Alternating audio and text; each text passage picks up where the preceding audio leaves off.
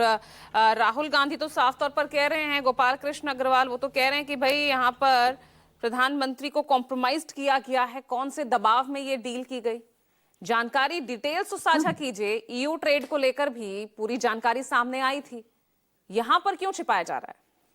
देखिए पहली बात तो यह देखिए पहली बात तो यह है कि छिपाया नहीं जा रहा। अभी उसके फाइन प्रिंट्स अभी नेगोशिएशन है और एक सोशल मीडिया पे पोस्ट है उसके। अब पूरी डील अभी कल भी पीयूष गोयल जी ने बताया कि अभी पूरे उसके फाइन प्रिंट सब एग्रीमेंट के ऊपर डिस्कशन हो रहे हैं और एक सप्ताह के अंदर बता दिए जाएंगे, पब्लिक डोमेन में आएंगे। इतनी जल्दी प्रीएम्प्ट करने की जरूरत नहीं है, एक बात। दूसरी बात यह है कि अपोजिशन से मैं पूछना चाहता हूं, इतने दिनों से वो पीछे पड़े हुए थे कि यूएस के साथ आप ट्रेड डील क्यों नहीं कर रहे, क्यों नहीं हो रहा, क्या कारण है?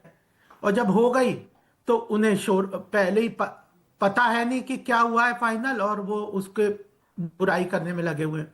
और ये 9वीं डील है। ये 38वां देश है जिसके साथ हमने ये फ्री ट्रेड एग्रीमेंट किया है। यूरोपियन सारे 8 पहले के फ्री ट्रेड एग्रीमेंट में सबके सामने पब्लिक डोमेन में है। उसमें भारत का हित पूरी तरह से स्पष्ट रूप से सिक्योर्ड तरीके से वो डील हुए हैं।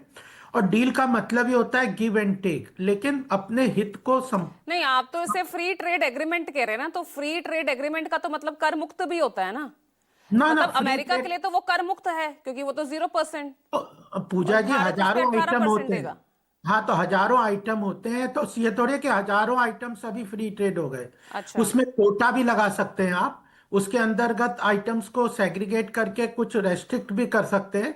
ऐसा नहीं है कि 100% सारे फ्री हो गए। अच्छा। फ्री ट्रेड अमेरिका भी फ्री ट्रेड एग्रीमेंट में कह रहा है ना 18% हम लगाएंगे, लेकिन सभी चीजों में थोड़े 18% लग जाएगा। कई अच्छा। चीजें हैं जो जिनमें जीरो भी है। अभी भी सर्विसेज सेक्टर में कोई ऐसा नहीं है ड्यूटी लगती। तो ये जो एग्रीमेंट होता है बड़ा व्यापक होता है, पता है, हजारों हजारों पेज का एग्रीमेंट होगा। भारत के हित को पूरी तरह से सुरक्षित रखा जाएगा, और खासकर कृषि क्षेत्र को। और कई इशू थे मैरीन और ये जो श्रिम्प वगैरह के जो हमारे एक्सपोर्टर हैं, बहुत बड़ा एक्सपोर्ट यूएस में होता था, वो बिना डील के उसमें काफी ज्यादा हमें प्रॉब्लम हो गई थी।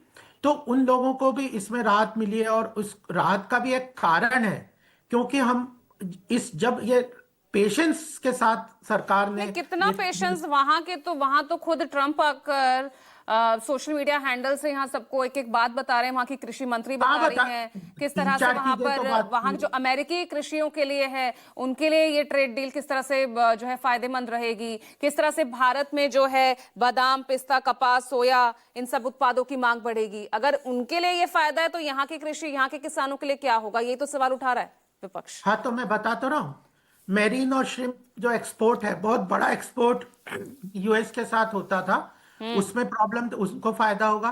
कृषि क्षेत्र में हम लोगों ने जो बहुत सारे प्रोडक्ट हैं जिनके ऊपर जेनेटिकली मॉडिफाइड सीड है, और जो आम किसानों के लिए हमारी व्यापक आवश्यकताओं की चीजें हैं, उन पे किसी तरह से हमने खोला नहीं है टैरिफ। और फिर कोटा भी लगेगा, कोटा भी होता है। अगर कोई जीरो या कम टैरिफ लगता है तो उसमें कोटा फिक्स हो जाता है कि इतना ही हो सकता है। तो सभी हितों को ध्यान में रखेंगे। सर्विसेज सेक्टर खुला हुआ है, हमारा जो स्टील है, बहुत सारे सेक्टर हैं, अभी भी वहां जीरो ड्यूटी है। तो डील हो गई तो वो जीरो ड्यूटी रहेगी। टेक्सटाइल को फायदा हो रहा है।